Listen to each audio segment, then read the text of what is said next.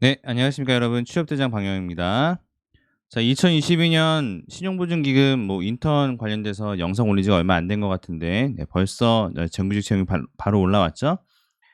자, 하반기 신용보증기금의 자기소개서는 큰 틀에서는 첫 번째 자기소개서는 동일합니다. 상반기에 나왔던 항목과. 자, 그다음에 약술형이 가장 어렵고 문제이기 때문에 오늘 이 영상은 주로 약술형 위주로 알려드릴 예정입니다. 자소서 이전 상반기의 내용과 동일하기 때문에 상반기에 촬영해서 영상을 올렸던 것들을 함께 참고해서 봐주셔도 좋을 것 같아요. 자, 우선은 어쨌든 신보는 잘 써야 돼요. 네, 왜냐면은 정확도에 대한 부분들을 평가한다. 내용에 대한 정확도, 잘못된 지식에 대한 전달하지 않도록 해야 되는 것들을 의미하는 것이죠.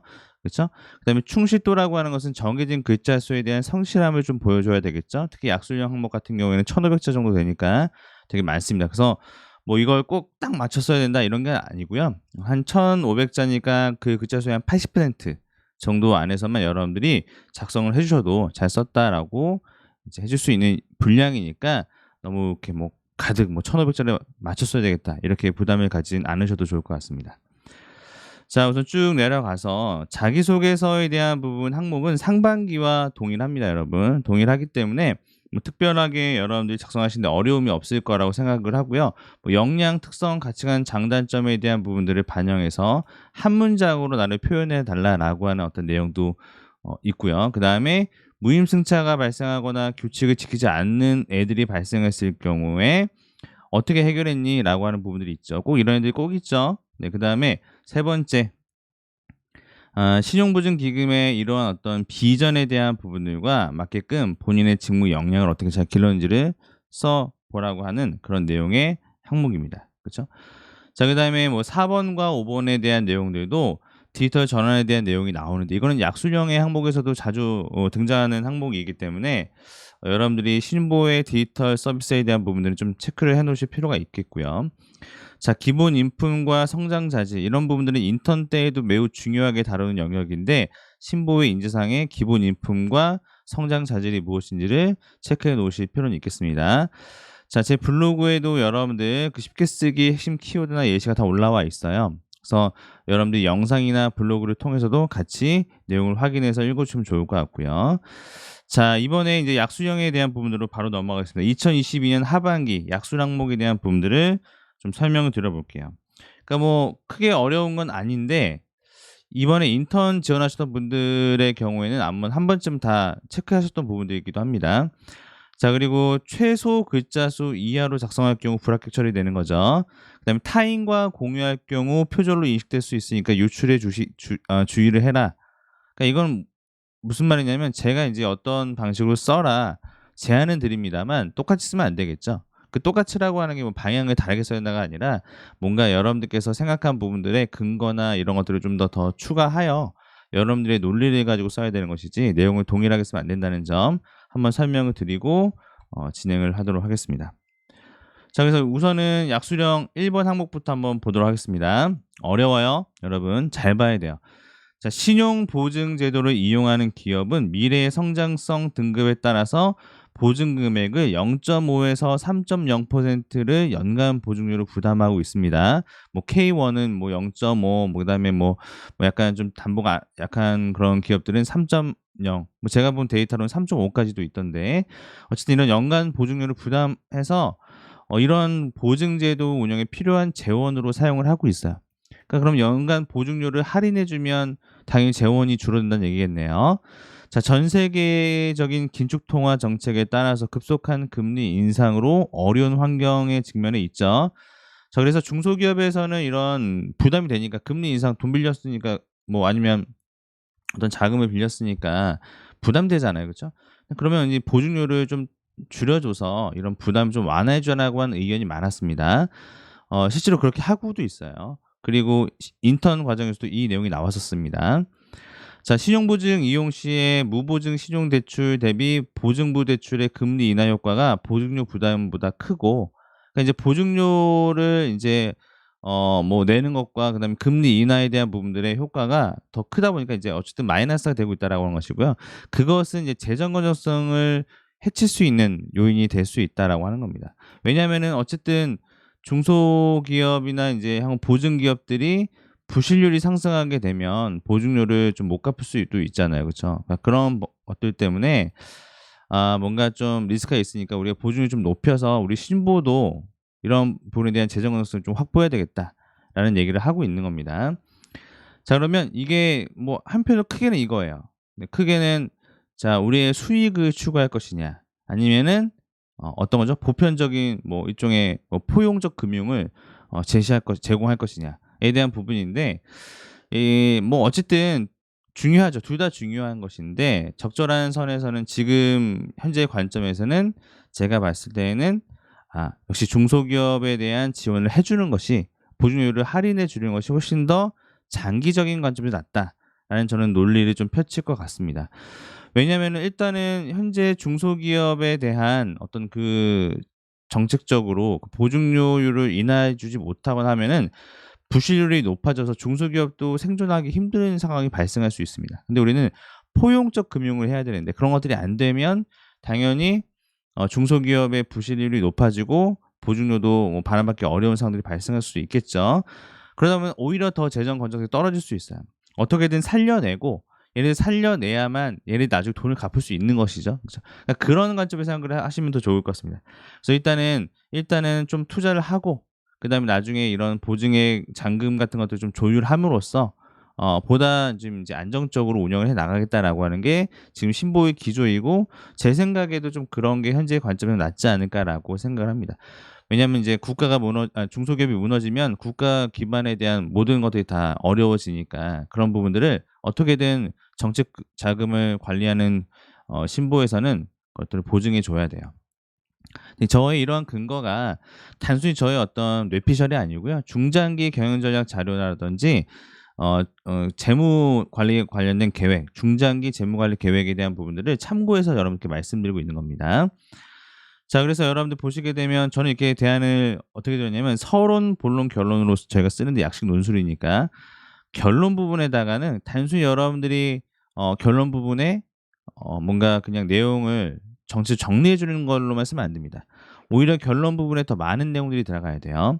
그 많은 내용이라고 하는 것은 이제 해결 방안이나 대안에 대한 부분들 같은 것들을 맨 마지막에 제시해 주는 것이 좀 더 좋아요. 그리고 여러분들이 이런 글을 쓸 때에는 가능하다면 결론부터 먼저 정리하고 그다음에 결론에 대한 근거를 만들고, 그쵸? 서로는 뭐 이렇게 계획하지 않아도 되는데 계율을 안 짜도 되는데 결론을 먼저 얘기하고 본론에 대한 근거를 마련하는 게 맞겠죠. 왜냐하면은 어느 정도는 이제 그 저희가 PRP, 포인트, 리즌, 이그젠플, 포인트의 구조로 쓰는데 두 가지씩이에요. 주장한다, 이유가 뭐다, 예를 들어서 이런 게 있다, 따라서 이렇게 해야 된다.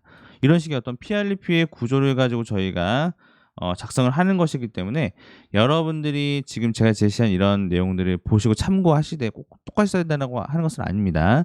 비중에 대한 비율 같은 것들도 여러분들이 임의적으로 설정하시면 되는데 좀 더 이제 결론 부분에는 아이디어를 제시하면서 이렇게 했으면 좋겠다라고 하는 발전 방안을 제시하시는 게 훨씬 더 매력적이지 않을까라고 생각을 하고요.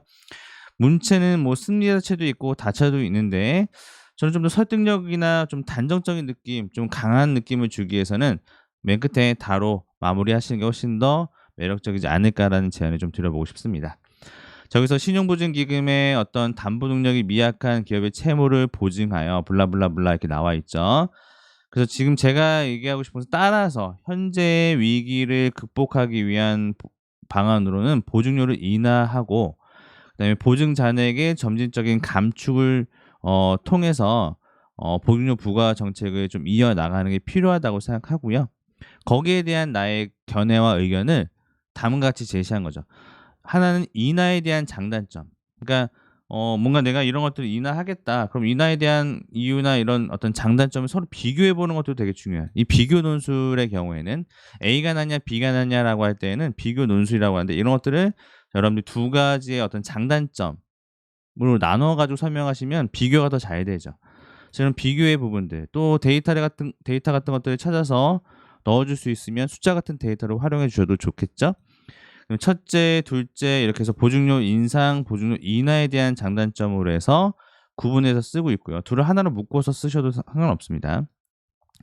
그다음에 보증료율 인상과 인하에 대한 장단점을 파악함과 동시에 내가 생각할 때 이런 것들을 파악해 보니까 재정 건전성하고 경영 전략을 통해서 파악해 보니까 '야 그래 역시 부가 정책을 하는 과정에서는 일단 중소기업 좀 도와줘야 되겠다.'라는 어떤 결론을 이룰 수 있었고, 근데 이러한 중소기업을 도와주다 보면 앞에 설명했던 단점에 대한 부분들, 즉 이 재정 건전성에 대한 부분들이 항상 이슈가 될 수 있겠고, 보증률 인하에 대한 기업의 범위를 어디까지 어떻게 설정할 것인가가 되게 중요한 부분이 되겠죠. 부실률에 대한 부분들의 리스크 기준을 어떻게 만들 것인가, 그런 것들이 인제 중요해질 것이다.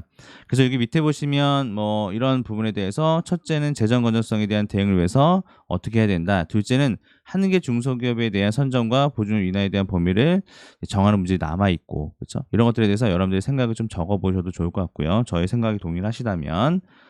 자, 그다음에 여러분 쭉 내려가서, 자 결국 핵심은 중소기업의 어떤 리스크가 국가의 리스크가 될 수 있기 때문에 포용적 금융의 정책 방향에 맞게 우선적으로 보증률을 인하하는 것이 지금 경영 전략과 재정 건전성, 지금 막 재정 건전성이 어렵지는 않습니다, 신보가. 그래서 괜찮기 때문에 버틸 수 있다. 점차 인제 이런 것들이 좀 위기가 극복되면 그때는 좀 더 다른 방향에서 보증률을 좀 높여 나가거나 보증 잔액을 좀 남겨 놓는 방향으로 해서 충분히 대응 가능한 상황이기 때문에 지금은 너무 보증률 인상을 하는 것은 시기적절하지 않다. 저 이런 관점으로 내용의 서술을 한번 이어나가 봤어요. 자, 그다음에 약수령 2번 항목에 대한 부분들도 같이 한번 살펴보도록 하겠습니다. 자, 신용보증기금은 디지털 기술을 접목해서 기존 업무 프로세스 혁신하게 블라블라블라 이렇게 하고 있어요. 다 읽어봤으니까 저는 넘어갈게요. 밑에 게 더 중요하죠. 자, 이러한 디지털 전환을 위해서 지금 신보가 추진하고 있는 것들이 되게 많은데, 이렇게 신보가 디지털 전환을 통해서 추구해야 될 미래상이 무엇이냐. 이 미래상이라는 말도 좀 어렵죠. 그렇죠? 그다음에 디지털 전환의 고도화에 따라서 발생할 수 있는 부작용과 이를 해소하기 위한 방안은 무엇이 있을 것이냐에 대한 부분들을 이야기하고 있습니다. 그렇죠? 1번보다는 조금 쉬워요. 네. 쓸만합니다. 네, 이 정도는 괜찮아요. 추가적으로 뭐 이런 RPA에 대한 내용도 나왔는데, RPA는 프로세스 자동화에 대한 부분들인데 요즘에 금융권에서 굉장히 많이 적용하고 있는 것이라서 제가 약간 참고적으로 IT 분야 지원하신 분들의 경우에는 RPA 좀 공부 좀 해 놓으라고 얘기를 하고 있습니다. 뭐 참고하시면 되고요, 이거는. 자, 그다음 미래상이라고 하는 것은 결과적으로 이제 미래의 신용보증기금이 어떻게 이 디지털 전환을 통해서 나아가야 되느냐. 그러니까 디지털 기반의 ICT 서비스, 보증 서비스를 제공해 줄 수 있는 것이, 제공해 주도록 노력하는 것이 신보의 미래상이 되어야 하고, 또 데이터 유출에 대한 방지나 이런 노력 등을 통해서 그 신뢰성을 확보할 수 있는 신뢰성에 대한 확보가 지금 신용보증기금이 추구해야 할 디지털 전환의 흐름 속에서의 미래상이라고 볼 수 있겠죠. 그래서 이런 것들을 여러분 체크해 주시고요. 부작용에 대한 부분은 되게 다양한데 항상 기술이 발전함에 따라서 발생할 수 있는 문제는 그 기술에서 소외되는 사람들이 발생할 수 있다라고 하는 겁니다. 예를 들어서 아주 쉽게는 그런 디지털 전환이나 이런 것들을 막 해서 데이터를 가지고 막 하는데 그걸 따라가지 못하는 내부 직원들의 어떤 역량의 부족, 그다음에 그것들을 교육해야 되는 것들, 이런 문제들이 생길 수도 있는 것이고, 데이터를 아주 안전하게 관리한다고 하더라도 무조건 이로 인해서 발생할 수 있는 개인정보 노출이라든지 기업의 정보 노출이 굉장히 중요한 리스크가 될 수도 있다라고 하는 거죠. 그런 것들을 어떻게 보완할 것이냐. 근데 이것들을 기술적으로 얘기하는 것이 아니라 뭐 교육을 해야 된다. 그런 안전성 강화를 위한 꾸준한 어떤 업데이트를 해야 된다. 이런 식으로 얘기하셔도 돼요. 알겠죠? 우리가 뭐 엔지니어나 이런 것들도 아니잖아요. 그렇죠? 우리는 엔지니어 분들도 있겠죠. 그런 분들은 조금 더 디테일하게, 조금 더 기술적으로 얘기할 수도 있겠지만, 기술적인 부분에 대한 대안과 부작용 해소 방안을 얘기하는 것은 아니다라고 하는 걸 여러분 좀 체크해 주면 좋을 것 같습니다. 그래서 저는 이번 항목에 대한 서술 구조에 대한 부분들도 다음과 같이 제시해 보고 싶은데요.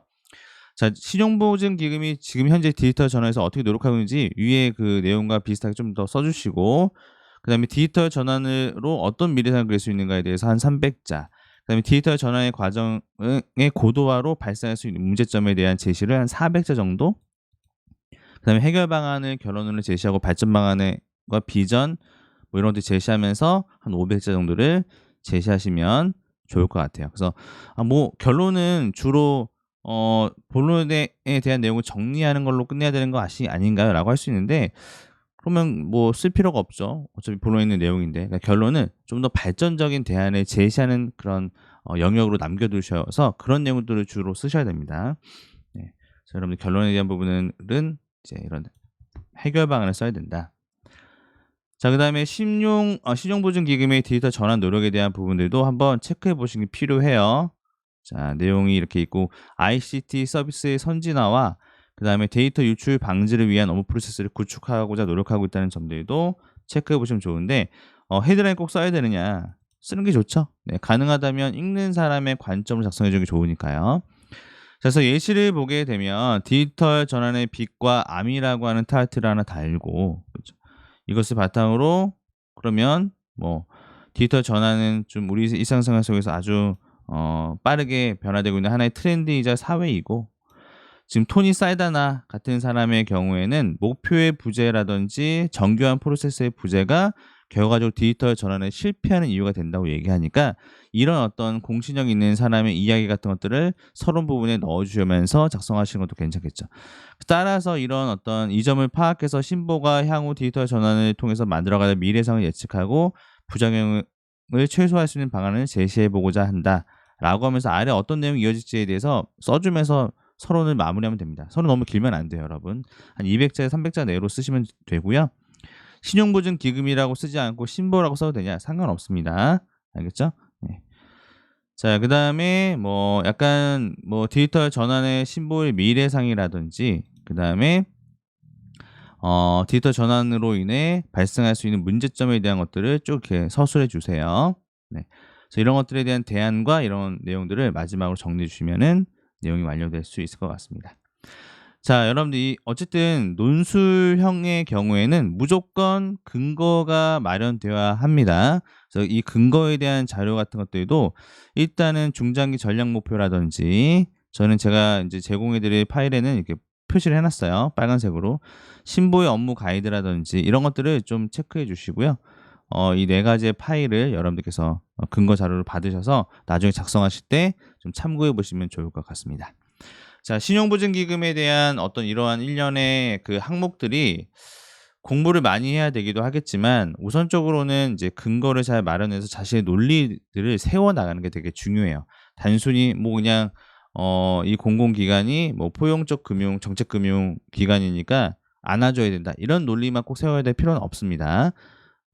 네, 여러분들께서 이런 여러 가지 자료나 뭐 이런 영상 등을 통해서 생각을 정리하시고 여러분들의 어떤 글로서 완성하시면 되고 글솜씨 별로 중요하지 않아요, 여러분. 알겠죠? 이전 합격하셨던 분들 보면 글솜씨 막 되게 이상한데도 논지만 잘 세우고 근거만 잘 되면 약식 논술은 충분히 잘 작성한 것이다라고 볼 수 있을 것 같습니다. 여러분 힘내서 꼭 신용보증기금 잘 제출해서 내시고요. 궁금한 점은 댓글로 남겨주시면 감사하겠습니다. 또 찾아뵐게요, 여러분. 꼭 구독 눌러주세요. 감사합니다.